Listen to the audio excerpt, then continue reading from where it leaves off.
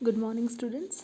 पिछले लेक्चर में हमने उत्तर व्यवहारवाद की आधारभूत मान्यताओं अथवा विशेषताओं के विषय में पढ़ा था और इससे पूर्व हम उत्तर व्यवहारवाद की परंपरावाद के साथ तुलना कर चुके हैं या उसके बारे में भी हमारी चर्चा हो चुकी है। तो आज के इस लेक्चर में हम उत्तर व्यवहारवाद और व्यवहारवाद का तुलनात्मक अध्ययन करेंगे और ये देखेंगे कि उत्तर व्यवहारवाद और व्यवहारवाद में क्या अंतर है या उनकी तुलना हम किन किन आधारों पर कर सकते हैं।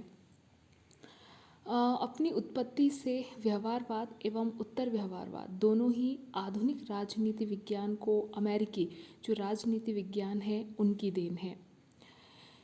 कुछ विद्वानों ने उत्तर व्यवहारवाद को व्यवहारवाद के विरुद्ध एक असंतोष या एक बौद्धिक जो प्रतिक्रिया कहेंगे हम वो बताया, जबकि उत्तर व्यवहारवादियों ने कहा कि जो उत्तर व्यवहारवाद है वह व्यवहारवाद में मात्र एक सुधार है। व्यवहारवाद और उत्तर व्यवहारवाद के जो अंतर हैं हम उन्हें निम्न आधारों पर पढ़ सकते हैं या आइए हम इन आधारों पर उन पर चर्चा करेंगे। तो शुरुआत करते हैं आज के इस लेक्चर की। सबसे पहले यदि हम देखें तो सबसे बड़ा अंतर हम उत्तर व्यवहारवाद और व्यवहारवाद में जो कर सकते हैं वो है कालखंड के आधार पर या कालावधि के आधार पर। व्यवहारवाद जो है वह परंपरागत राजनीतिक दृष्टिकोण जो था के विरुद्ध एक प्रतिक्रिया थी या ये कहें कि एक प्रकार से असंतोष की अभिव्यक्ति थी और यह परंपरागत राजनीति दृष्टिकोण से आगे राजनीति विज्ञान के विकास को प्रकट करता है। इससे पूर्व भी वैसे हम चर्चा कर चुके हैं कि परंपरागत राजनीति विज्ञान एवं आधुनिक राजनीति विज्ञान के मध्य वैसे तो कोई स्पष्ट विभाजन रेखा नहीं खींची जा सकती, लेकिन फिर भी सुविधा की दृष्टि से यह माना जाता है कि द्वितीय महायुद्ध से पूर्व राजनीति विज्ञान का जो दृष्टिकोण प्रचलित था वह परंपरागत था, जबकि द्वितीय महायुद्ध के पश्चात जो दृष्टिकोण प्रचलित है वह आधुनिक राजनीति विज्ञान है। और व्यवहारवाद और उत्तर व्यवहारवाद दोनों ही कहीं ना कहीं राजनीति विज्ञान को आधुनिक दृष्टिकोण की ही देन है। अतः हम कह सकते हैं कि उत्तर व्यवहारवाद जो है वो इससे भी आगे राजनीति विज्ञान के विकास को प्रकट करता है। इस प्रकार जो उत्तर व्यवहारवाद है या जो व्यवहारवाद है वैसे ये आधुनिक राजनीति विज्ञान के विकास के ही दो अलग अलग चरणों को कहीं ना कहीं अभिव्यक्त करते हैं। तो हम ये कह सकते हैं कि यदि विकास के क्रम या कालावधि के आधार पर हम देखेंगे तो व्यवहारवाद पहले आता है और उसी का एक सुधार आंदोलन जो है वह उत्तर व्यवहारवाद है। अतः कालखंड की दृष्टि से पहले व्यवहारवाद आता है और उत्तर व्यवहारवाद उसके पश्चात आता है। दूसरा अंतर यदि हम देखें तो वो हो सकता है डिफरेंस इन नेचर या हम ये कहें प्रकृति में जो अंतर है व्यवहारवाद और उत्तर व्यवहारवाद दोनों के। व्यवहारवाद की जो उत्पत्ति हुई थी वह परंपरागत दृष्टिकोण के विरोध में कहीं ना कहीं एक प्रतिक्रिया स्वरूप हुई थी या एक असंतोष की अभिव्यक्ति थी, लेकिन व्यवहारवाद किसी भी वास्तविक सिद्धांत का प्रतिपादन करने में एक प्रकार से असफल रहा। लेकिन व्यवहारवाद की मूल प्रकृति रचनात्मक नहीं थी, जबकि जो उत्तर व्यवहारवाद है वह सृजनात्मक है और एक सिद्धांत निर्माण का लक्ष्य लेकर चलता है। उत्तर व्यवहारवाद ने न केवल व्यवहारवाद का विरोध किया बल्कि कुछ नया प्रयोग कर उसका विकास भी किया। उत्तर व्यवहारवादियों ने परंपरागत दृष्टिकोण में मूल्य की अवधारणा और व्यवहारवाद से तथ्य की अवधारणा प्राप्त की है। इस प्रकार व्यवहारवाद की प्रकृति भी समन्वयवादी है। यदि आप इस संदर्भ में देखें तो परंपरागत जो दृष्टिकोण है वह मूल्यों पर अत्यधिक बल देता है और तथ्यों को एक प्रकार से नकार देता है या तथ्यों को विशेष महत्व प्रदान नहीं करता, जबकि जो व्यवहारवाद है वह तथ्यों के महत्व को अत्यधिक स्वीकार करता है, जबकि मूल्यों को एक प्रकार से या मूल्य निरपेक्ष अध्ययन पर बल देता है। चूँकि राजनीति विज्ञान एक समाज विज्ञान है और इसकी जो विषय वस्तु है वह मानव है, तो ऐसे में निश्चित तौर पर व्यवहारवाद की जो मूल्य निरपेक्षता की अवधारणा है उसके साथ आगे नहीं बढ़ा जा सकता। तो ऐसे में जो उत्तर व्यवहारवाद है वह परंपरागत दृष्टिकोण और व्यवहारवादी दृष्टिकोण दोनों ही के मध्य एक समन्वय स्थापित करता है। वह परंपरागत दृष्टिकोण से मूल्यों को ग्रहण करता है या मूल्यों के महत्व को स्वीकार करता है। वहीं जो व्यवहारवाद है उससे वह तथ्यों को लेता है और कुल मिलाकर मूल्य एवं तथ्यों में एक समन्वय स्थापित करता है, न कि एक के ऊपर दूसरे के महत्व को स्वीकार करता है। अगला जो अंतर है वह दृष्टिकोण का ही अंतर है, जिसे हम वैसे प्रकृति में भी पढ़ चुके हैं कि जो व्यवहारवाद है वह राजनीति विज्ञान के अध्ययन में और सिद्धांत निर्माण की प्रक्रिया में तथ्यों के महत्व को अत्यधिक स्वीकार करता है।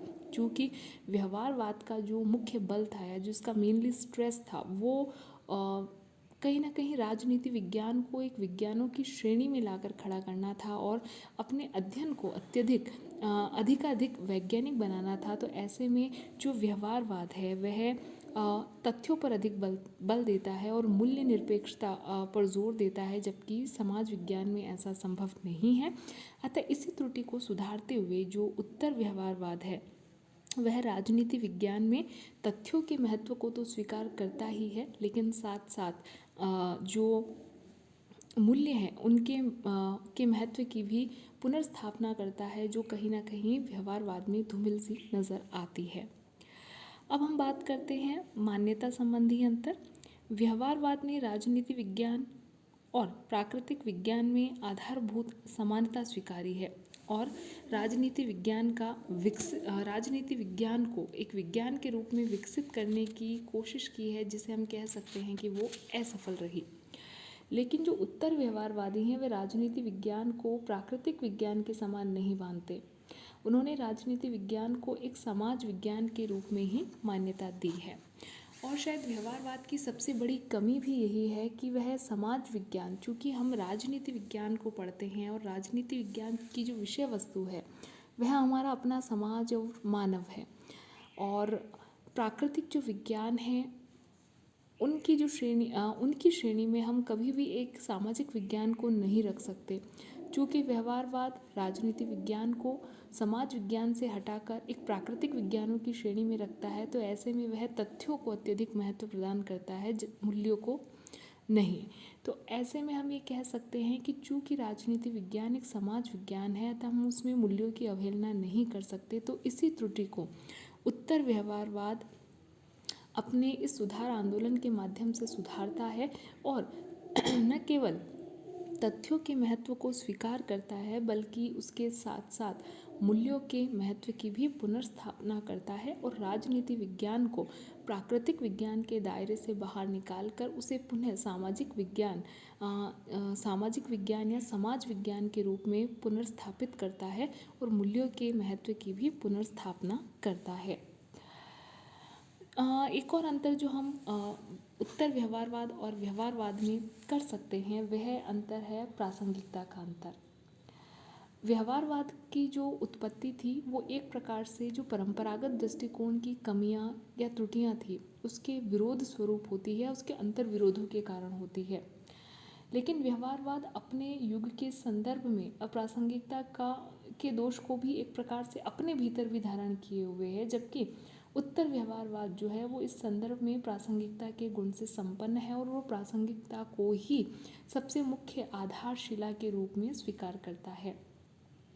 इस संबंध में डेविड ईस्टन कहते हैं कि उत्तर व्यवहारवाद प्रासंगिकता के सिद्धांत को मानता है, जबकि व्यवहारवाद ने इसकी उपेक्षा की।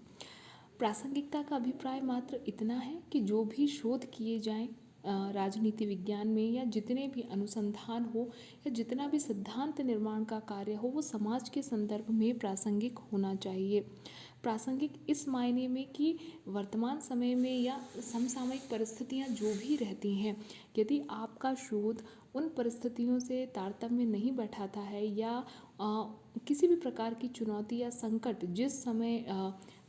जिस भी विशेष समय में समाज उन परिस्थितियों से जूझ रहा है, संकटों से जूझ रहा है, यदि राजनीति विज्ञान के सिद्धांत उनका समाधान प्रस्तुत करने में असफल रहते हैं तो निश्चित तौर पर शोध को प्रासंगिक नहीं कहा जा सकता।